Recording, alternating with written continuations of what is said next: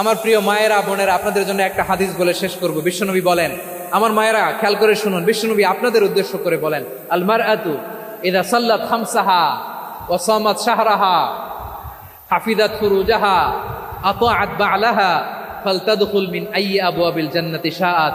বিশ্বনবী বলেন, ও রমণীরা, ও নারীরা, যে সমস্ত নারী এই চারটা কাজ করবে, এই চারটা কাজের গ্যারান্টি দিবে, তাদেরকে জান্নাতের 8টা দরজার গ্যারান্টি দেয়া হবে।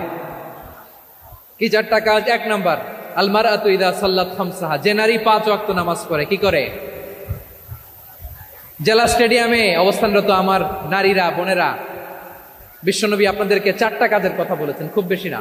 4টা করলে 8 জান্নাতের দরজা সব খোলা। কোনটা দিয়ে যাবেন? যেটা দিয়ে মনে চায়। 1 নাম্বার 5 ওয়াক্ত নামাজ।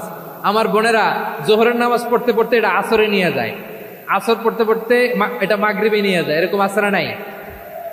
লালমনিরহাটে হয়তো নাই। আমার বোনেরা এটা করবেন না।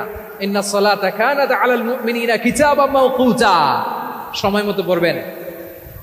সামাত শাহরা, রমাদানের রোজাগুলো রাখবেন। হাফিজাত ফুরুজাহা, যে নারী তার চরিত্রকে হেফাজত করে, তার প্রাইভেট হেফাজত করে, তার লজ্জাস্থান হেফাজত করে। ও মায়েরা, আপনার এই গর্ভ যে কত দামি আপনি জানেন না। আপনার এই গর্ভ থেকে জন্মাবে আগামীর সালাহুদ্দিন আল আইয়ুবী। আপনার গর্ভ থেকেই জন্মাবে ইমাম আল মাহদি আল মুনতাযার। আপনার পেট থেকে জন্মাবে আবু সাইদের মতো বীর সৈনিক। আপনার পেট থেকে জন্মাবে মুগ্ধের মতো বীর মুজাহিদ। আপনি জানেন না কে আসবে আপনার পেট থেকে। সময়টাকে কাজে লাগান, ইসলামকে বোঝেন, মানেন, আমাদের ইসলামিক লেকচারগুলো শোনেন। আমরা যে বার্তাগুলো, ইনস্ট্রাকশনগুলো, দিক নির্দেশনাগুলো আপনাদের